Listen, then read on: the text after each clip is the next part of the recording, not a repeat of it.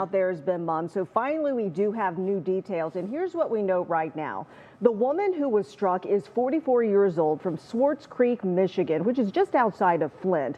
The Department of Agriculture said they have no information on her condition, but they said they did speak with her family today to update them on the status of their investigation. We are learning more about that metal piece that hit the woman. It was an L-shaped bracket about the size of an adult man's hand that's known as a flag plate, and it functions to let the ride's operating system know that the train has passed through a particular portion of the track. Half of the bolts used to secure that plate to the train were still in place after the bracket flew off. The Department of Agriculture's Chief of Amusement Ride Safety says the investigation has only just begun. ODA is investigating the cause of how and when the plate disconnected from the ride and the damage that occurred to the track.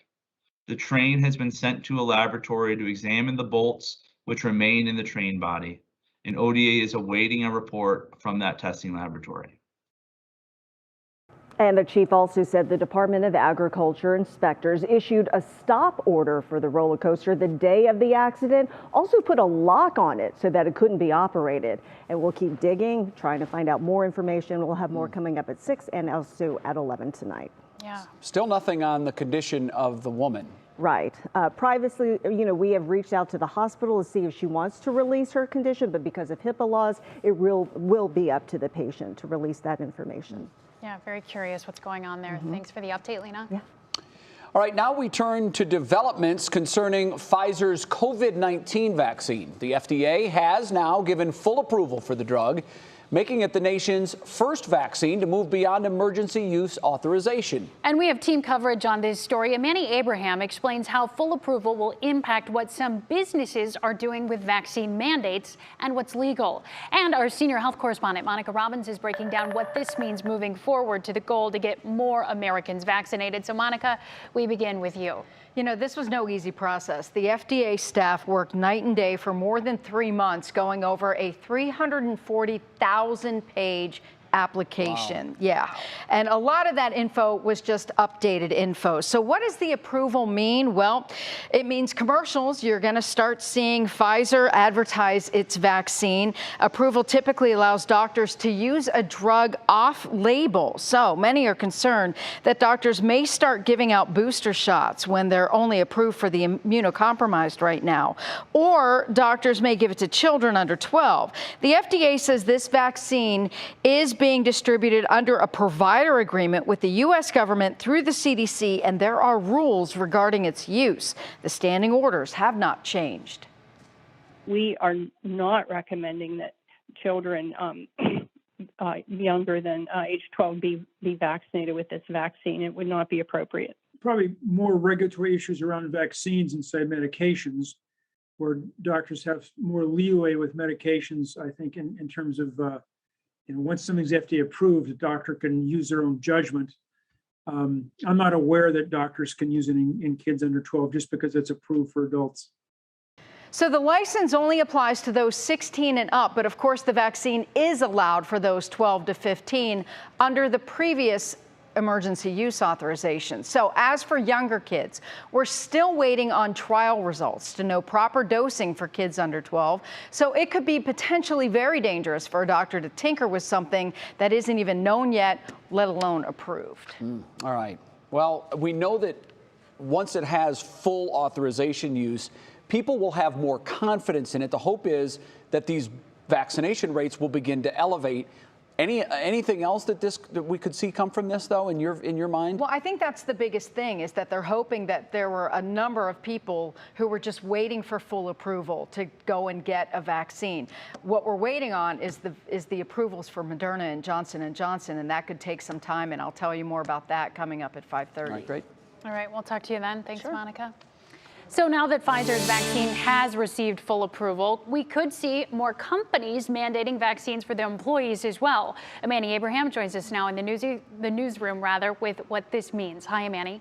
Hi, Sarah. Yeah, for places that have been reluctant to require employees to get the vaccine, the full approval may inch them closer to the decision to issue a vaccine mandate for employees. Now, health and law experts we spoke to say the move from emergency use authorization to full approval offers additional reinforcement and clarity. Today, the Pentagon confirming that the U.S. military will now require all service members to be fully vaccinated against COVID-19.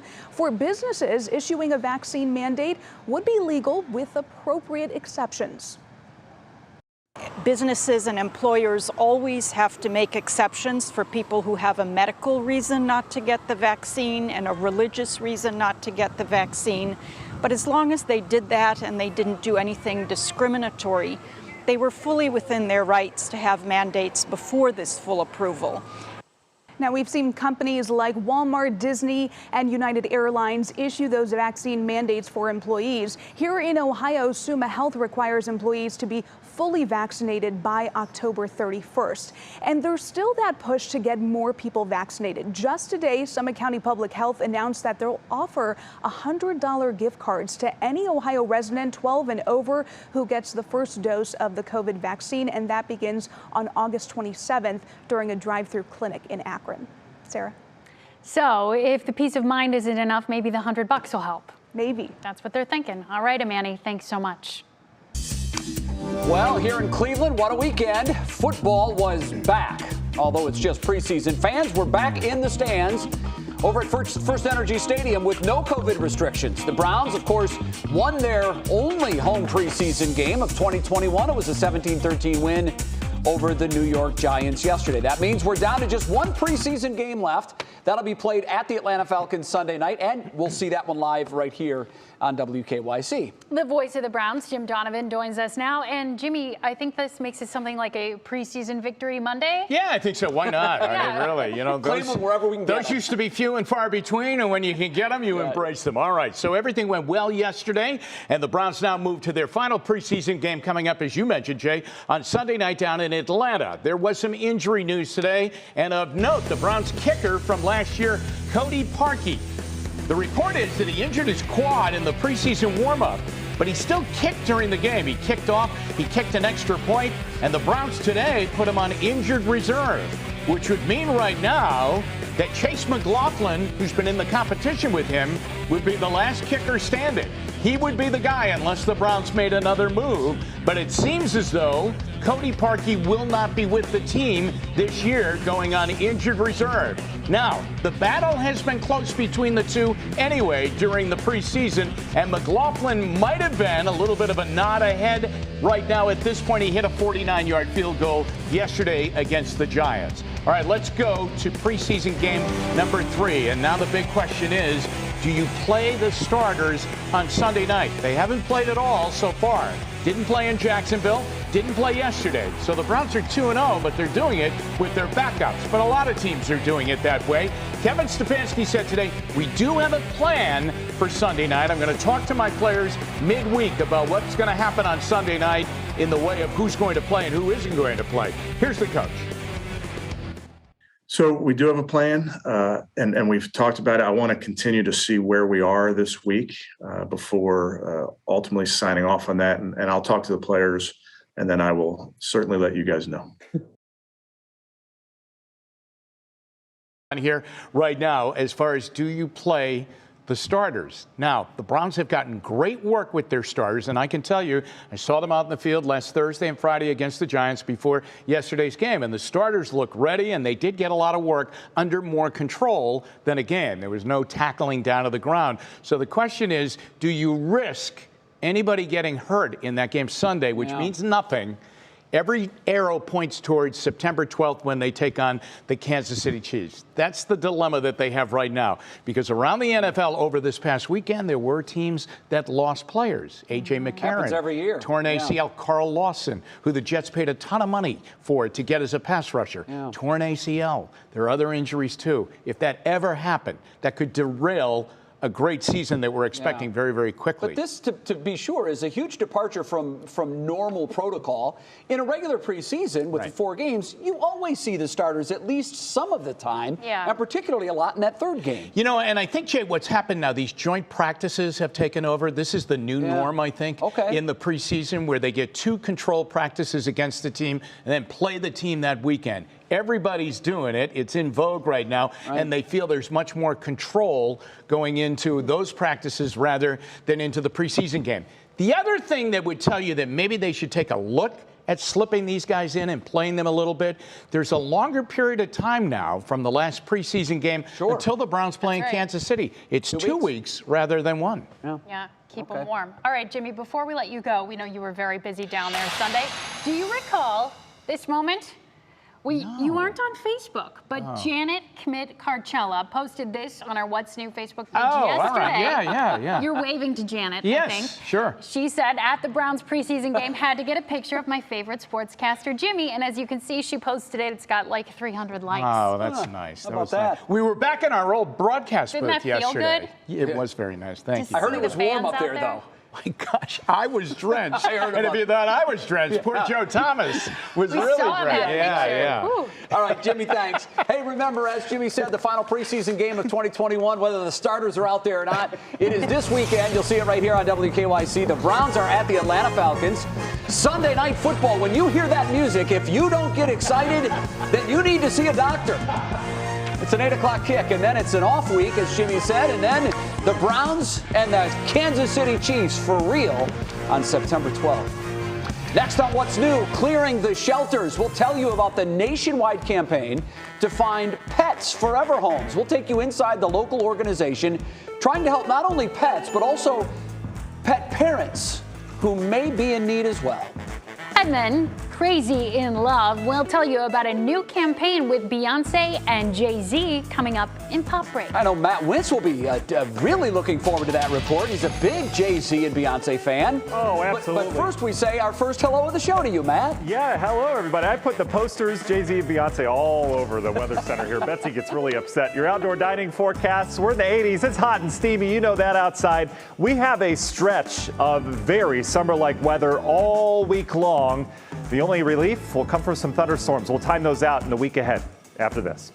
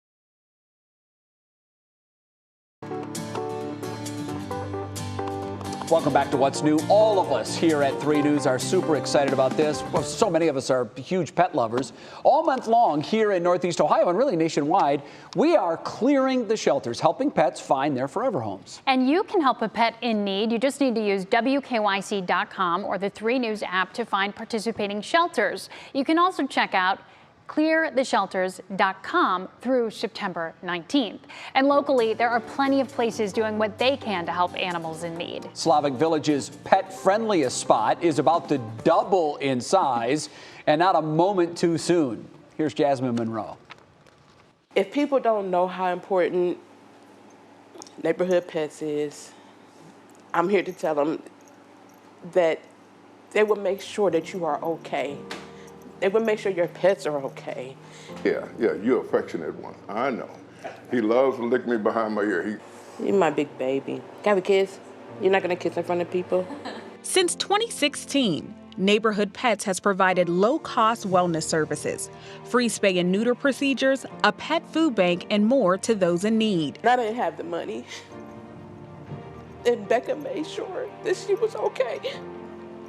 Becca Britton is the executive director at the facility and stands by her beliefs that no pet should suffer, no matter the owner's circumstances.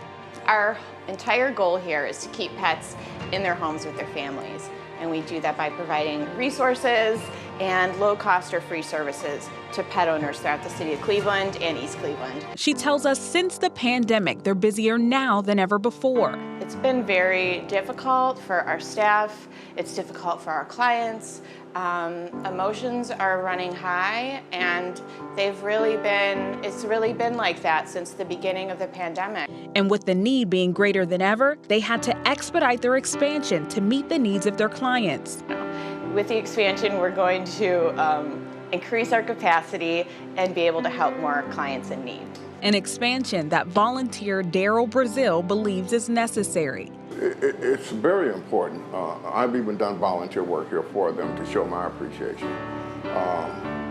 It makes them to be able to do outreach to more people like myself and to better serve the community. Making a difference, one pet at a time. Neighborhood Pets has been a breath of fresh air. It's almost like an oasis of joy. Wow, there you go. If you can help, please do. WKYC.com again. Time for Matt and weather. Sarah, you know the drill. I give him a word every day. Yes. He has to work it into the weather. I try to make it play off the story preceding. So today, Matt, your word is compassion. Ah, okay. Aww. I don't know how that fits into a weather forecast. I was going to say, usually you're not super compassionate about how you give this word. Played. The word is tough, usually. Yeah, well played. That's a great word, but maybe not in a weather forecast, especially with some heat. But yeah, we'll get that in there. Might need a reminder from the producer here coming up towards the end of this. We'll see. Boy, it's Stevie. I just feel like for some reason it feels hotter today and yesterday than it has been all summer. Numbers don't provide that answer, but it certainly is just baking outside. We're generally in the 80s, upper 80s down towards the south. That's not the number that matters. The number that matters is when you factor in the mugginess that we have. Dew point's still running upper 60s, low 70s. You put that with the temperature. This is the number that matters. Feeling more like near 90 degrees. We've had some low 90s this afternoon, but certainly a tropical feel. It's not going anywhere. Tonight, you see mainly clear skies. We're back into the 70s. I think upper 60s as we get inland. We've got a little area of dry air that's going to work its way in. Mother Nature trying to show us some compassion here over the last 12 hours or so. Yes. Anyway, off towards the east, we're dealing with obviously a bigger issue on Reed, made landfall across Rhode Island over the weekend and kind of meandered its way off towards the west. Now it's heading back towards the east as the steering flow takes that out towards the eastern seaboard and eventually out into the ocean. But I'll tell you, it was been a rainy scene. Areas of New York City, some 8-9 inches. They've had 8-9-10 inches of rain and lots of flooding ongoing across areas of inland New York and areas of Pennsylvania and New Jersey as well. Had other flooding issues down in in Tennessee, some major rainfall. Covered it last night on the news side of things. They had over 17 inches in 24 hours, areas of Tennessee. They're getting some much needed drying out today after some devastating flooding down there. Pattern looks quiet, right? Well, it's not. Things are starting to heat up, not just figuratively. Look at the dome of heat across the plain states. Areas of low pressures off towards the north will help pull this heat towards Ohio as we go into the daytime tomorrow. But along this northern periphery, boy, we've been used to this pattern where the warmth meets the cooler air. You get these showers and thunderstorms that will start exploding over the next couple days, and these will track along that periphery. That'll introduce storms to our forecast. Slight chance late tomorrow, better chance Wednesday, Thursday, all the way through the weekend as it looks. National Design Mart hour by our forecast. Temperatures, notice the 60s tonight with that dry air from Mother Nature, right? But tomorrow it's gone. Should be up into the 90s tomorrow. Our model indicating perhaps some late day storms tomorrow. I'm going to keep us dry. I think the bulk of this will be off towards the west. We'll have to keep an eye on it. That would roll through and die after sunset. Big story tomorrow is the heat. Here's your heat index. Notice afternoon, we're talking mid-90s. This is some serious heat, folks, so take it easy. In terms of temperatures, I've got 2 hot days, and then we're talking rain chances, so I've knocked temps down. But if we don't get the rain Thursday, Friday, Saturday, we could easily be up near 90. Union Home Mortgage 7-day forecasts. You see the scattered rain and storms Wednesday, Thursday, Friday. Weekend, they'll be scattered around as well. It does look like on Monday we'll finally clear things out and we'll get a drier air mass in here. But we're back to that same old song and dance, so to speak, as we go throughout this week, guys. Cool off when you can. All right. Thanks, Matt. Next on What's New, Magnolia's Chip Gaines has a new project up his sleeve, doing some DIY work on himself. Is it a haircut, you think? He's been growing out the locks. Are you giving it away? I don't know. I'm just guessing. I don't know what the story is. We're going to find out. We'll explain that ahead in Pop Break. Did I give it away? You might have.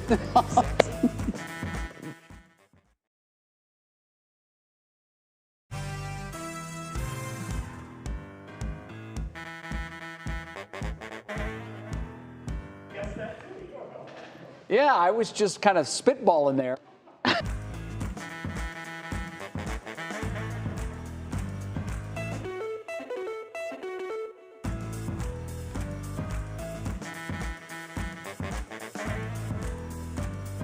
How are you? Love that. Okay. We're going to be talking about Jay-Z and Beyonce. Even though we don't know a lot, they're keeping their relationship pretty private. Thank you.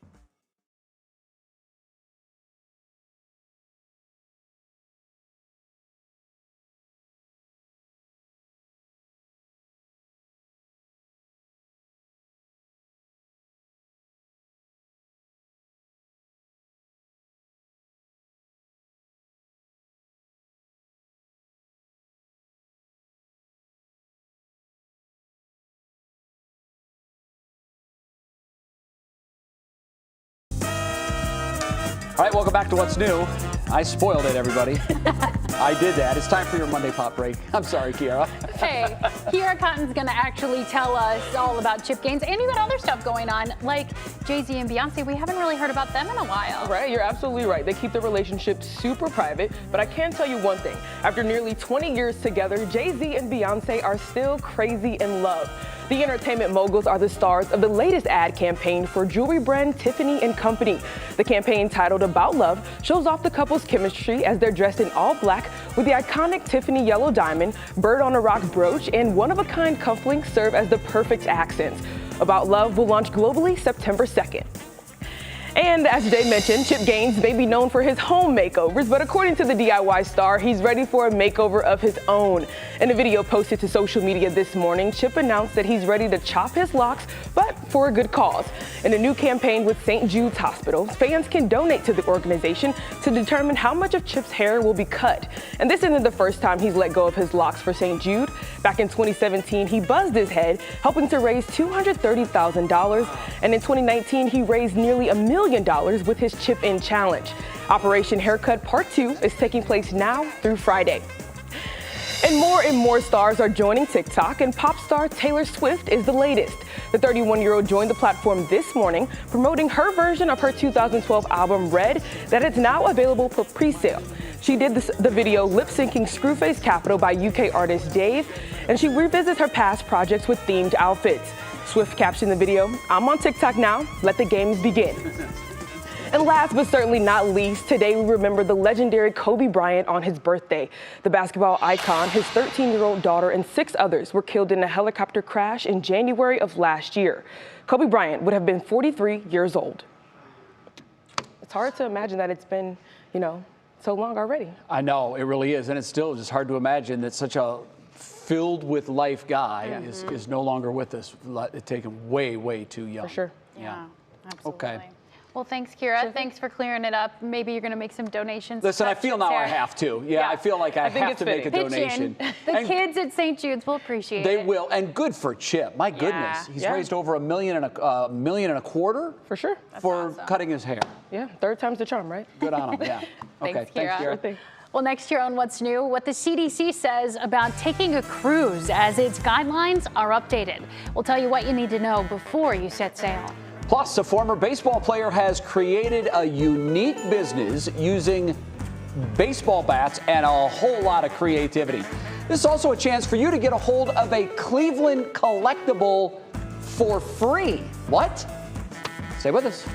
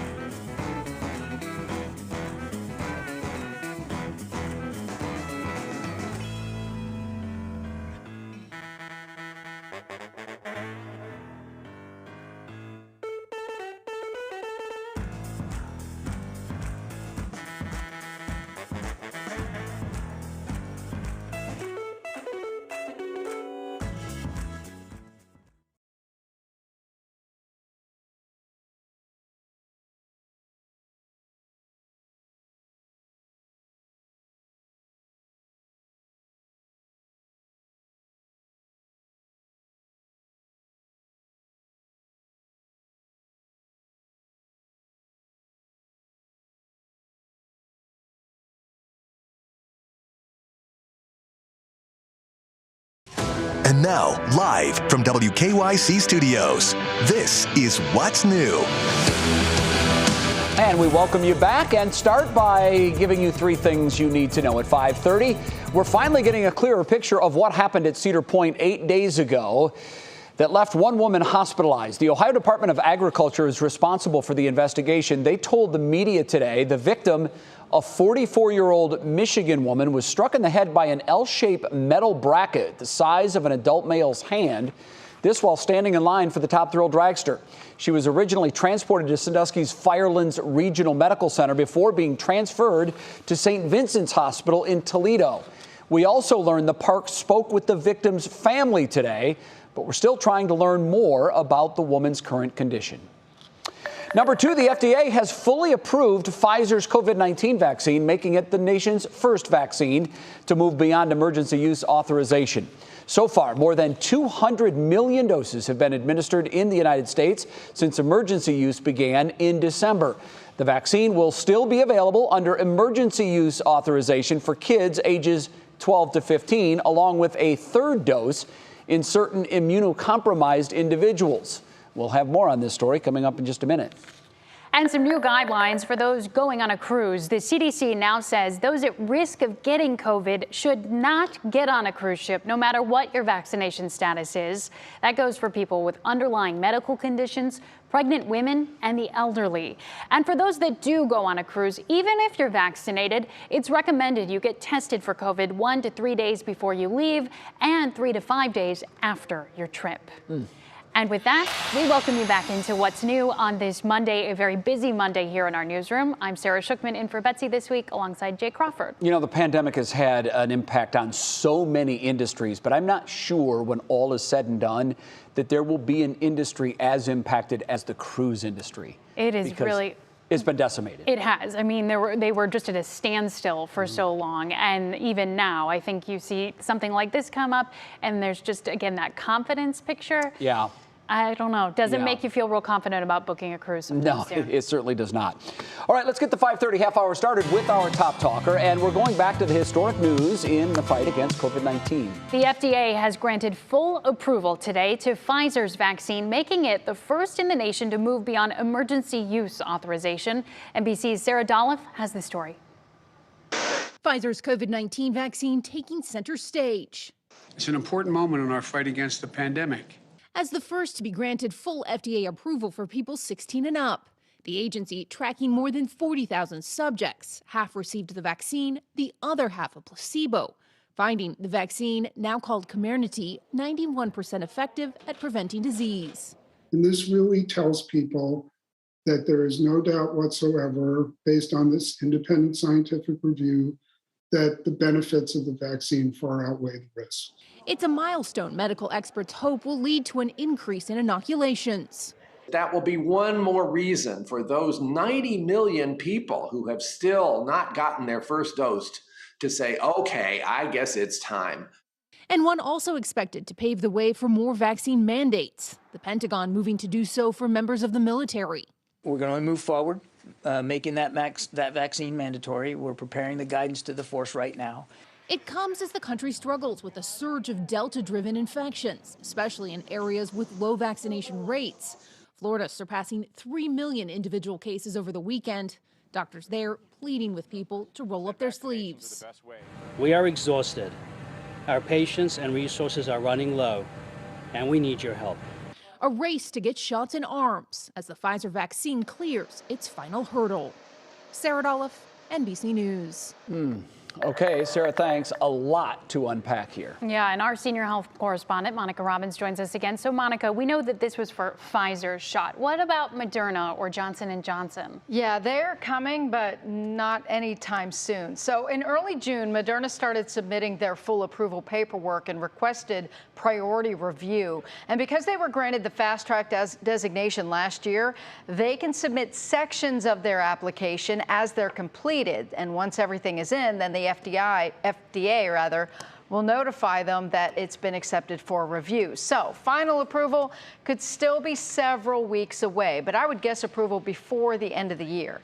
As for Johnson & Johnson, expect to start the process to file for approval later this year. So likely that one's not going to get any approval until 2022, likely.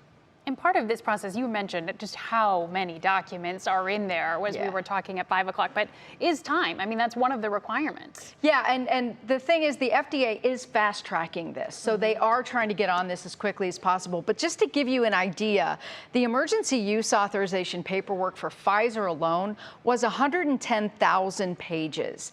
The FDA application for full approval was 340,000 pages. And then you have the FDA staff literally working almost 24/7 to go through that stuff with a fine-tooth comb to make sure all the I's are dotted and the T's are crossed. So it's not a simple process, but we should be grateful that it's not a simple process. Right. No, because, you're right. Because they're not, you know, skipping anything or trying to get this approved faster than it should. Yes, someone's looking out for our safety. That's what they're there for. Good to know. Thanks, Monica. Sure. We'll see you again at 6. Okay. Still ahead for us. After the break, play the lottery and you'll see some changes tonight. We'll tell you what officials are saying about adding a 3rd weekly drawing for one of the biggest jackpots. Plus, our Stephanie Haney speaks to YouTube star and Westlake native Jake Paul about his upcoming fight against former UFC champ Tyron Woodley. That's here in the land, by the way. We'll have part of that conversation coming up. It's ahead and clicking in Cleveland. But first, here's Matt with your daily weather in a jiffy. Yeah, if we had to put today's weather in a jiff, I think it'd be this. This is what we all feel like, just that piece of meat flopping over as the sun bakes us to death. Fall 31 days away, right? It's not so bad. We've got the forecast the rest of the week, including some heat and storm chances. We'll walk you through it after the break.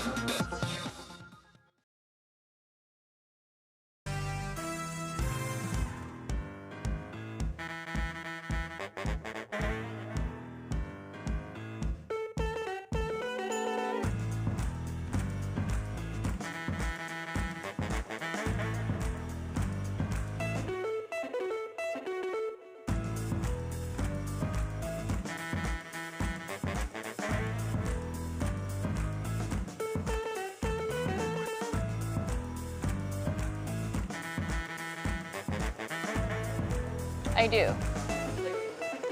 Yep. In Clicking in Cleveland today, we're talking about Myles Garrett and 2 different stories. Okay, cool.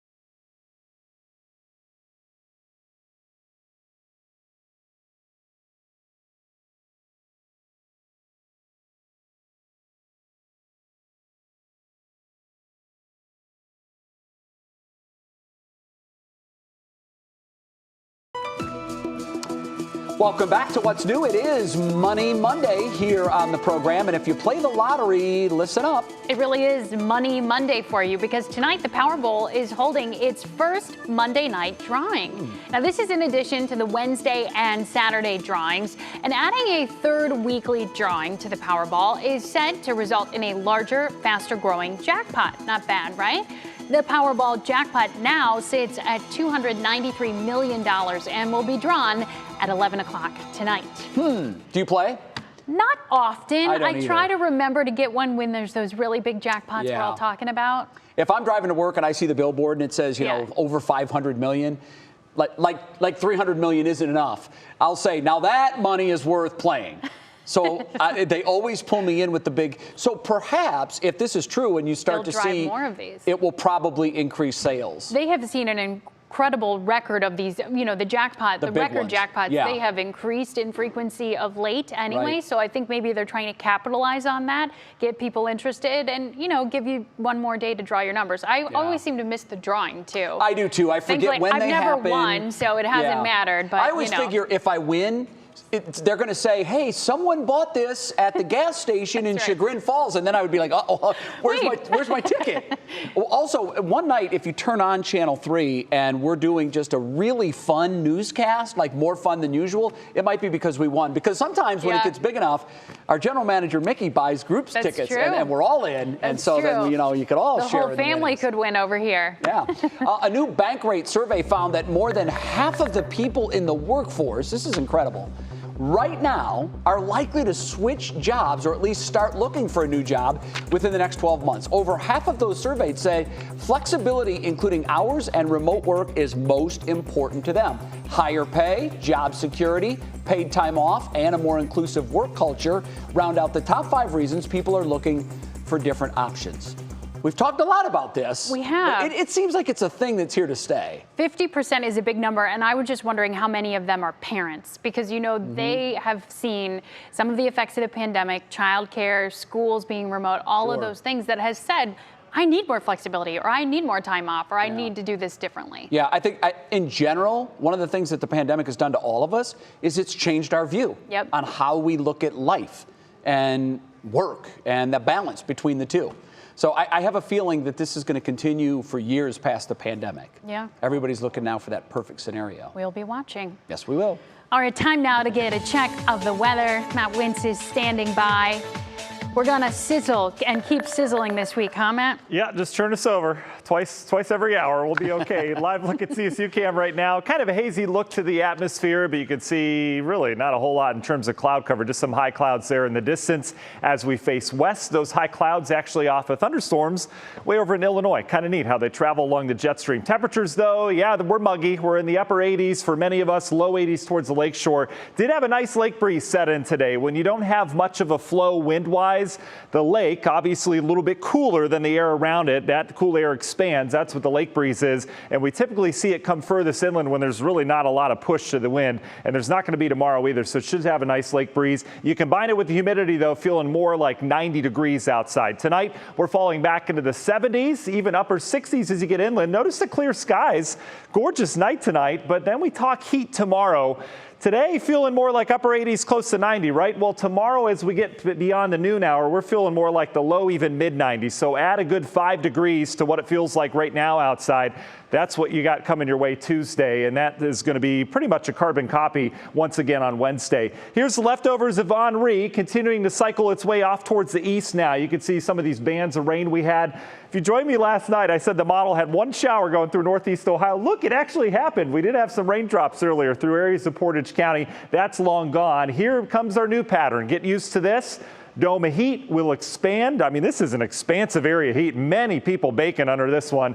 But on the northern end of that, you get these storms that roll along that periphery of the heat and the cooler air. Guess where we happen to be train track-wise, right where that periphery is. So we're going to introduce storm chances. Starting tomorrow, slight chance off towards the west. We'll have to keep an eye on some of this as we look at your National Design Mart big picture look. Here's Tuesday. Notice the storms firing. We'll watch these traverse across that boundary. And then I think our better chance comes Wednesday, Thursday, and Friday. You can see model kind of agrees with me here. Pretty widespread rain around here Wednesday afternoon, and then do it all over again on Thursday with these showers and thunderstorms. Most hours in this pattern are dry. However, you deal with these storm chances and you get underneath those, they can be some soakers, even some stronger storms in here. So where's the rainfall over the next 5 days? Well, the bulk of it's going to be where that boundary is more persistent up towards Wisconsin, but we are definitely in those train tracks of where that rain will be traveling. And we could use the rain as well, as we have dried out over the last couple of days. Big story outside of the rain will be the heat. Yeah, I've got us upper 80s to near 90 degrees. This is cloud and rain dependent, so if we don't get the rain, we'll see temps up near 90 pretty much all week. As we look at your 7-day forecast brought to you by Union Home Mortgage, we're in the 80s to near 90 degrees all the way through Sunday. Best chance of rain as of right now looks to be Wednesday, Thursday, Friday, and then again on Monday, but we'll have to watch the weekend as well. Jay, it does look like a little bit of a fall-like air mass next week, but we'll see it when it comes. All right. All right, Matt, thank you very much.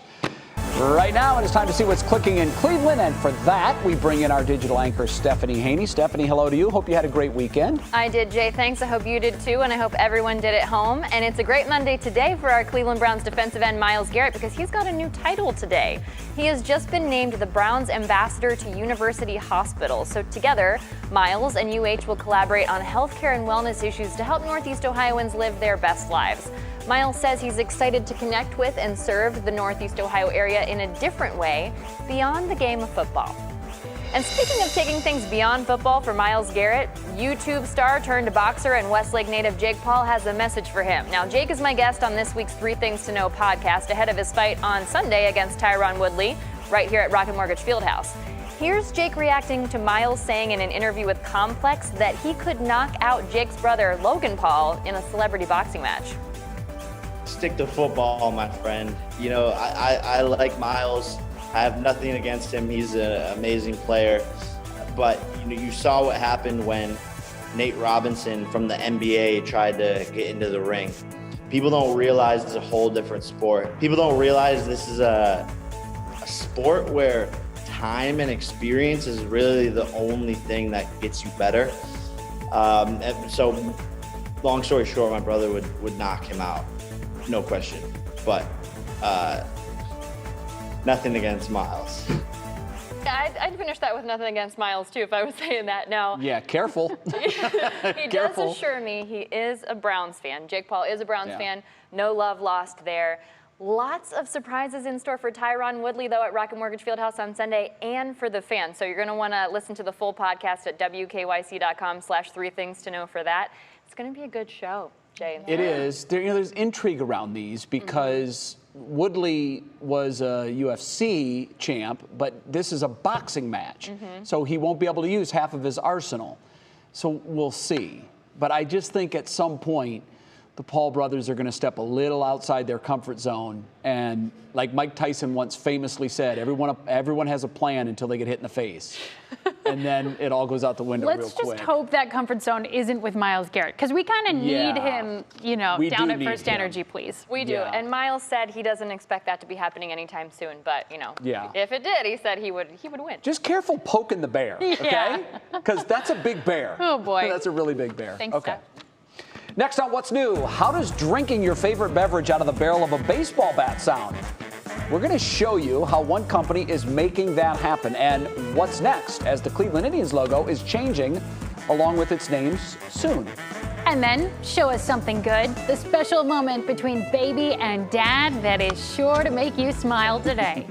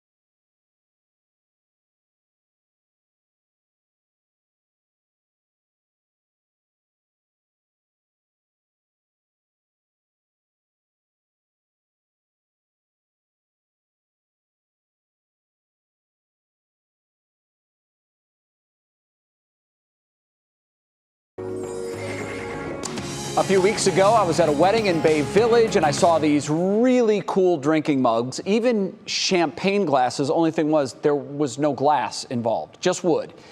They were actually made out of baseball bats. Even cooler, they had the Cleveland Indians C logo on them, something that won't be around much longer, since the team, of course, is changing its names to the Guardians. So I spoke with the very successful founder of these mugs. It's called Dugout Mugs, on what's next for the company and how this whole concept came to be.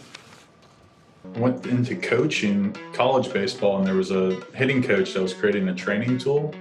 He was cutting baseball bats in half with a handsaw, and I saw a bunch of loose baseball bat barrels laying in the dugout, and had a light bulb moment that you could most likely drill out the center of that bat and turn it into a drinking mug. And that's how Dugout Mugs was born. Randall Thompson's vision turned into a dream, creating the unique wooden mugs, and the variety of sizes and styles available quenches any baseball lover's thirst. So we take the knob of a baseball bat and we turn it into a shot glass.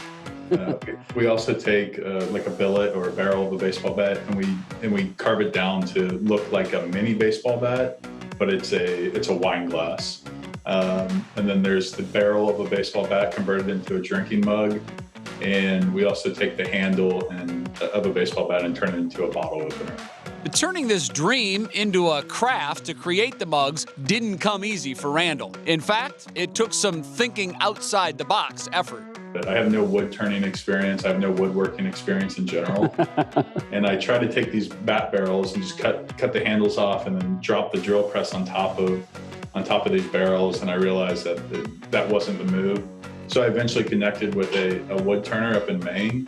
And I said, hey, this is what I'm trying to do. Can you help me out? Can you make it happen? And then within about a week, he was able to turn them out. It took them about a year to get what Randall calls a functional prototype. And of course, people are drinking out of these mugs, so it's not just the carving, it's figuring out safety too. It's a water-based product that builds up a millage on the wood, so the liquid never actually touches the wood. What really caught my eye is the fact that we're going to be in a period here before not too very long where you're not going to be able to get anything that has the Cleveland logo, the Indians logo, the C, all of that. Give your pitch to the Cleveland Indians fan that wants to get one of these for nostalgia's sake to hold on to that logo forever. I think in the collector's world, all Indian stuff, especially if it has any sort of scarcity to it, it definitely has the potential of having some value years from now. They really are cool. The company has experienced 3 times the growth year over year for 5 straight years, even last year when they had a shortened Major League Baseball season and no fans in the stands. And Dugout Mugs wants to help Clevelanders. They're offering a special offer for all 3 News viewers. Here's the deal. You head to dugoutmugs.com/WKYC, and you'll get a free knob shot. It's basically a shot glass that's hollowed out of a baseball bat handle. It's a nearly $30 value. All you will pay is shipping and handling.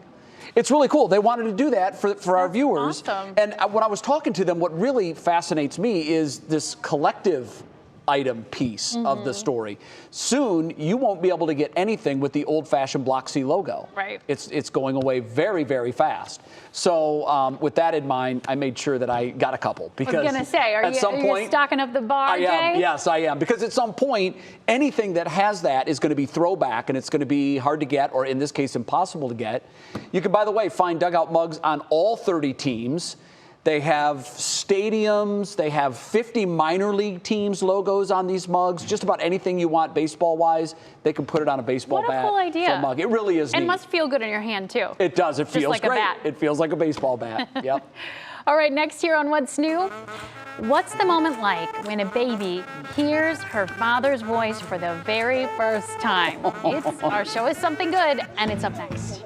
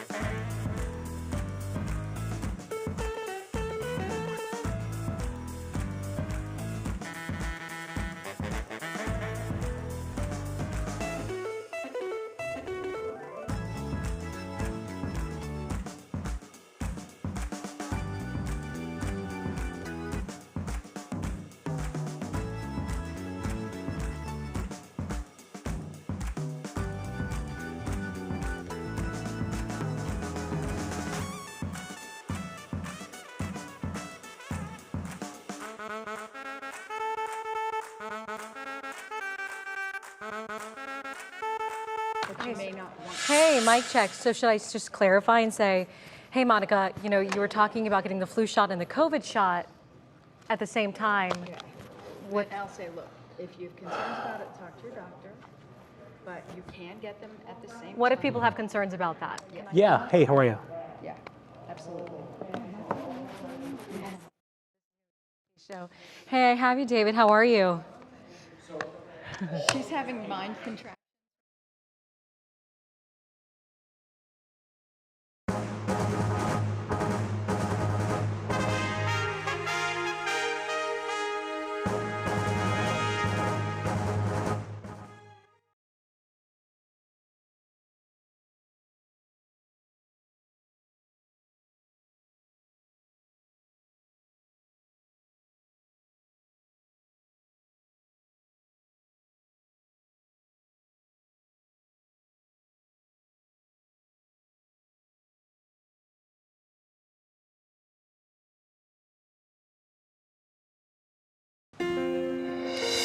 Time now for a Show Us Something Good. In this one, we'll have you both laughing and crying. So this baby girl just got her first hearing aids. And Mom caught the moment she heard her dad's voice for the first time. Yeah? You want to talk a little bit?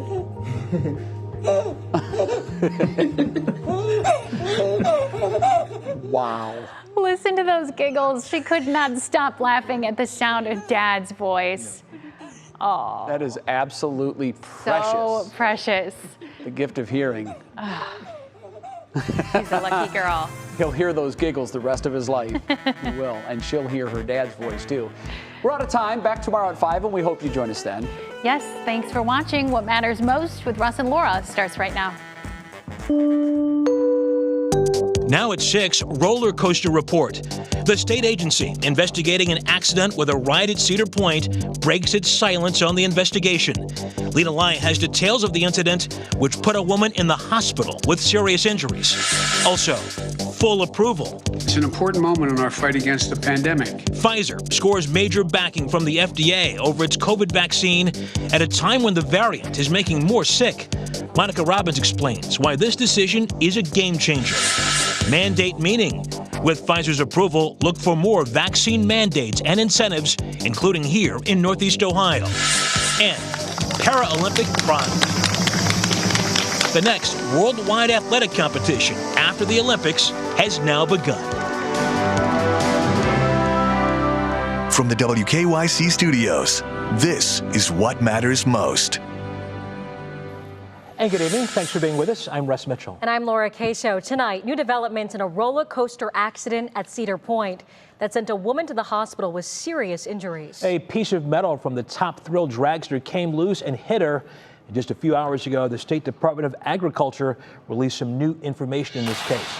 Lena Lai has been following the story all afternoon and joined us now with the latest developments. Lena, good evening. Good evening, Russ. We have been looking forward to this because, as you know, it's been tough getting information from the park, which has been less than transparent, or its police department, which is run by Cedar Point. So this afternoon, we are learning more. The woman who was struck is a 44-year-old woman from Swartz Creek, Michigan, which is just outside of Flint. The Department of Agriculture telling us that they have no information on her current condition, but they did say they spoke with her family today to update them on the status of their investigation. And we're learning more about that metal piece that hit the woman. It was an L-shaped bracket about the size of an adult man's hand. It's known as a flag plate, and it basically functions to let the ride's operating system know that the train has passed through a particular portion of the track. Half of the bolts used to secure that plate to the train were still in place after the bracket flew off. Now, the Department of Agriculture's chief of amusement ride safety says the investigation is ongoing. ODA is investigating the cause of how and when the plate disconnected from the ride and the damage that occurred to the track. The train has been sent to a laboratory to examine the bolts which remain in the train body, and ODA is awaiting a report from that testing laboratory. And the chief inspector also tells us that the Department of Agriculture inspectors issued a stop order for the roller coaster the day of the accident, also put a lock on it so that it could not be operated. Russ will continue to dig for more information. We'll have an update coming up at 11. I'm sure we'll have more information by then. Fast-moving story. Okay, Lena Lai, thank you very much. Moving on now, it is being called the next huge step in the war on coronavirus. Pfizer this morning received full FDA approval for its COVID vaccine. And as our Monica Robbins explains, the decision could push some vaccine holdouts toward getting the shots. Now that the Pfizer-BioNTech vaccine has full FDA approval, the hope is it will give confidence to those on the fence about getting vaccinated. Cleveland Clinic pulmonologist Dr. Joseph Cabaza is on the ICU front lines, taking care of those mainly unvaccinated patients. A lot of younger, healthier people than ever before on ventilators now or on high flows of oxygen, and they've all been unvaccinated. You know, when you see a young, healthy person right now on the ventilator, I think the preventable nature of this pain and suffering kind of makes it harder to see. He's watched the virus claim dozens of lives and hopes approval makes a difference in saving lives and preventing death. Nothing has minimized the pain, suffering, grieving, and death like vaccines have. Approval means Pfizer can now advertise their vaccine, but many are concerned that it can also mean doctors can prescribe it for off-label use, meaning giving people a booster before they're eligible for one, or worse, giving it to children under 12 when studies and dosing requirements aren't fully understood yet. But we are not recommending that children younger than age 12 be vaccinated with this vaccine. It would not be appropriate. Woodcock added that this vaccine is being distributed under a provider agreement with the U.S. government through the CDC, and there are rules regarding its use. The standing orders have not changed. The vaccine license is approved for 16 and up, although the FDA does allow 12 to 15-year-olds to receive it as well. So I want to give you a little perspective about this application process. So the emergency use authorization for Pfizer was 110,000 pages. The FDA application was 340,000 pages. And our resident statistician, Jay Crawford, just told me that's almost the size of a 12-story building. So that just puts it in perspective. Thank goodness it was online. Yeah, exactly. And so clearly no shortcuts were taken when you're going through that much stuff. What about, Pfizer's done. What about J&J and Moderna, for those wanting to know? When will that be approved? In early June, Moderna actually submitted their full approval paperwork and requested priority review. And because they were granted fast-track designation last year, they can submit sections of their application as they're completed. It's calling a rolling review. So final approval could still be several weeks away. I'm guessing approval probably before the end of the year. And Johnson & Johnson is expected to start the process to file for approval later this year, so likely not going to get passed until 2022. Oh, wow. Okay. Another question a lot of people are talking about right now as flu season starts to ramp up in a bit. Can I really get my flu shot and my COVID vaccine at the same time? Yeah, you can. Okay. I'm not sure everyone would recommend it because you're going to have some really sore arms. Right. But if you're concerned about it, talk to your doctor. But yes, you can get your flu shot and your COVID shot at the same time. However, keep in mind, it's going to hurt. So, right. If you are ready to get your flu shot, they're available now. You can get them now. And if you're worried about getting your booster, remember, we're still waiting for the FDA to sign off on that. And that's not supposed to happen until the week of September 20th. And of course, older folks, the healthcare workers and emergency workers are going to be first to get that anyway. Gotcha. Some people just want to get both done at the same time. Yeah, I could see that. You can, but I would say we don't know what flu season's going to be like. So I would suggest getting your flu shot, early October, mid-October, sooner rather than later. All right, Monica Robbins, thanks. Sure. And today's news could lead to more mandates from businesses across the country. Manny Abraham brings us more on what that full approval means and how it could clear up some legal issues. Vaccine mandates have slowly surfaced, but the FDA's full approval of Pfizer's vaccine could lead to more companies making it a requirement for employees to get the COVID-19 vaccine. But I do think there'll be an impact on organizations like hospitals who might have been a little reluctant before to maybe require it for employees. Health and law experts we spoke to say the move from emergency use authorization to full approval offers additional reinforcement and clarity. It takes away an argument because there were people who at least said that they were very concerned because it only had emergency use approval, not full approval. Walmart, Walt Disney, and United Airlines are among those requiring employees to get the vaccine. The Pentagon also confirming today that the U.S. military will now require all service members to be fully vaccinated. So now that the Pfizer vaccine has been approved, the department is prepared to issue updated guidance requiring all service members to be vaccinated. A timeline for vaccination completion will be provided in the coming days.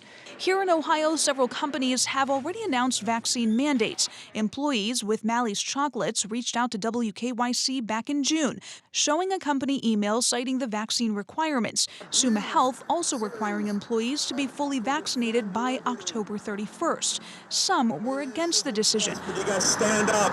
You gotta stand up now. Protesting outside the hospital last week.